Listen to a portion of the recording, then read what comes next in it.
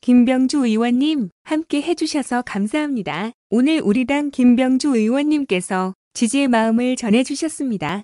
튼튼한 국방과 전략적 균형 외교를 통해 국익을 극대화하고 확실한 정권 재창출에 힘이 될 대통령 후보라고 격려의 말씀을 해주셨습니다. 우리 당 대표적인 국방안보 전문가의 말씀이라 더없이 고맙고 든든합니다. 김병주 의원님은 육군 미사일 사령관과 육군 제3군단장을 거쳐 한미연합사령부 부사령관을 역임하셨습니다. 국회에 들어오신 뒤에도 통일 외교 안보 분야 싱크탱크인 K안보포럼을 창립해 안보 상황과 현안을 분석하고 안보 정책 수립을 위해 노력해 오셨습니다. 세상에 무엇 하나 혼자 할 수 있는 일이 없습니다. 당연히 큰 일일수록 더욱 그렇습니다. 열린 캠프 국방안보위원장을 맡으신 김 의원님과 함께 스마트 강군을 만들어 가겠습니다. 그 힘을 바탕으로 한반도 평화 경제의 세기를 열어가겠습니다. 다시 한번 깊은 감사의 말씀을 드립니다. 다음 페이스북 글. 우리 사회에는 윤석열이 왜 이리 많을까요? 부정식품이라는 것은 없는 사람은 그 아래 것도 선택할 수 있게 더 싸게 먹을 수 있게 해야 한다.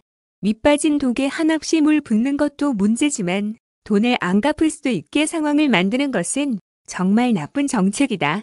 기본이 안 된 말 장난으로 호도하지 말라. 최근 윤석열 후보와 캠프 경제정책본부장이 했다는 말입니다. 사람을 보는 눈, 약자를 대하는 마음, 국가의 책무를 생각하는 다짐이 어쩌면 이렇게 다른지요. 우리 사회 기득권층의 비인간적인, 비상식적인 사고의 개탄을 넘어 참담한 마음마저 듭니다. 부정식품을 선택할 자유, 참으로 어이없고 황당한 얘기입니다. 금융도 마찬가지입니다. 연평균 이자율 401%, 1000% 어느 다른 우주의 이야기가 아닙니다. 한국대부금융협회 금융감독원이 발표한 불법 사채 이자율입니다.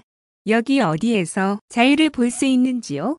제게는 생존을 위한 마지막 몸부림으로 보이는 이 처절함이 윤 후보 눈에는 선택의 자유로 보이나 봅니다. 제 얘기 좀 드리겠습니다. 어린 시절 아버지께서 주어 오신 썩어가는 과일을 먹으며 자유롭다 생각하지 않았습니다. 검정고시 학원비 7,000원이 없어 저임금 소년공으로 일하면서 자유롭다 생각하지 않았습니다. 절망 속에서 온전한 과일을 실컷 먹는 것, 돈 걱정 없이 교복 입고 학교 다니는 것은 그저 꿈이었습니다. 대한민국이 세계공인 선진국이 되었습니다. G8을 넘어 G5로 가자 너도 나도 외치고 있습니다.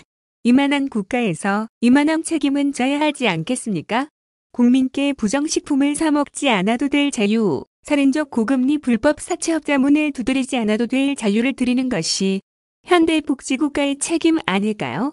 저는 이들이 밑빠진 독으로 보이지 않습니다.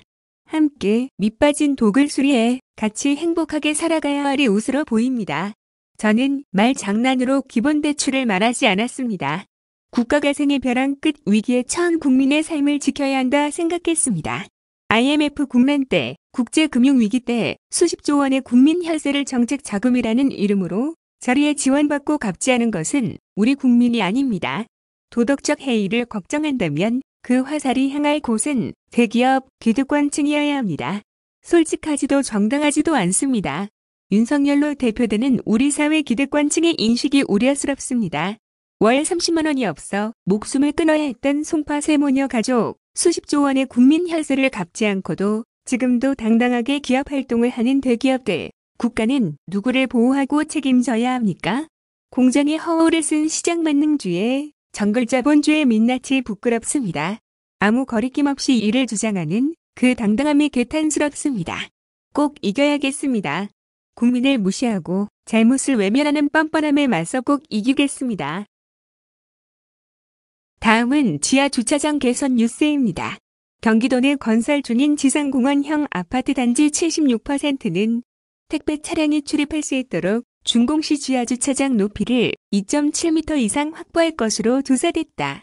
특히 이중 3개 단지는 경기도가 택배 갈등을 해소하기 위해 지난 6월 내린 주차장 높이 확보 권고안에 따라 설계 변경을 검토하는 것으로 확인됐다.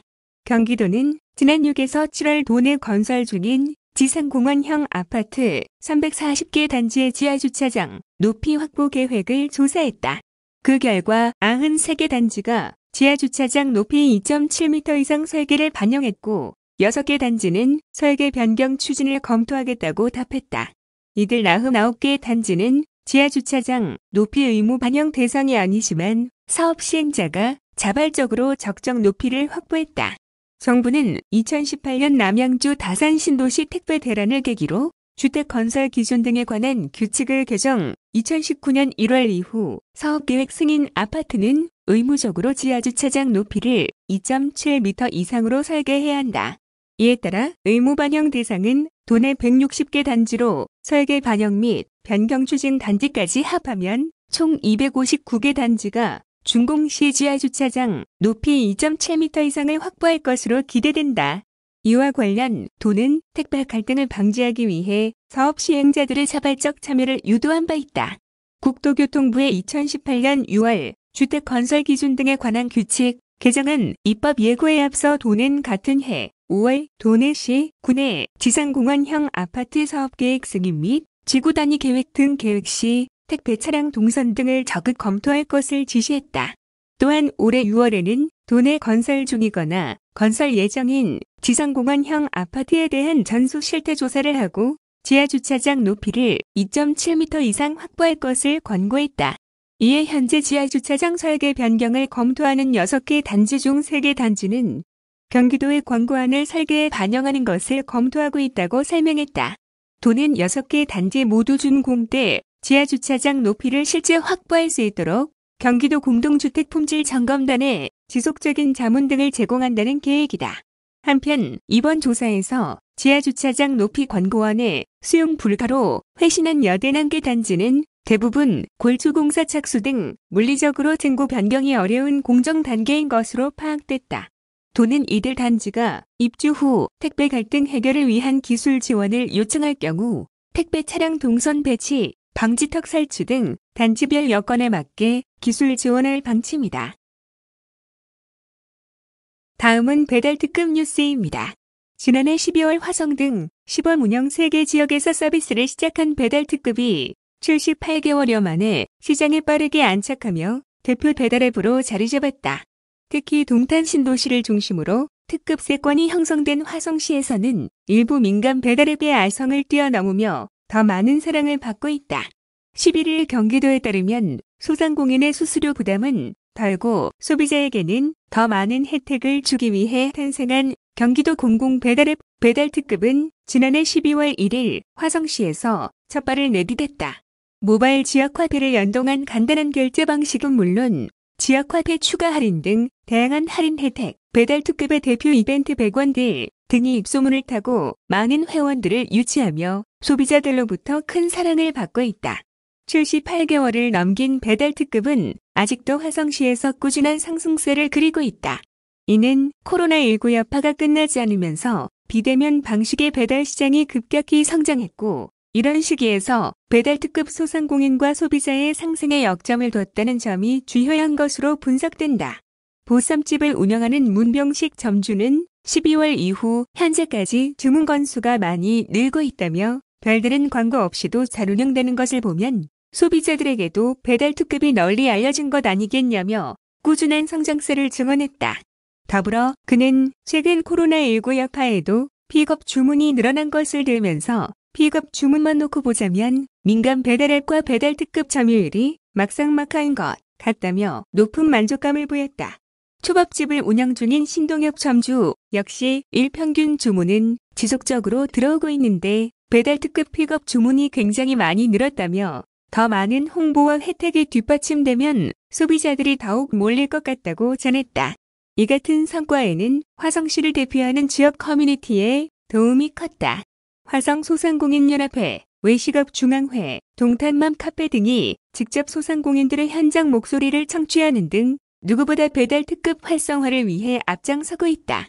배달특급 활성화에 적극적으로 나서고 있는 커뮤니티 중 하나인 외식업중앙회 화성시 지부 남성규 지부장은 여러 배달앱을 쓰는 가맹점주들 사이에서 배달특급의 낮은 수수료를 점점 더 체감하고 있다는 이야기가 퍼지고 있다며 생각보다 시장에 빨리 안착한 것은 물론 소비자와 소상공인의 마음까지 잡아가고 있는 것 같다고 만족감을 보였다.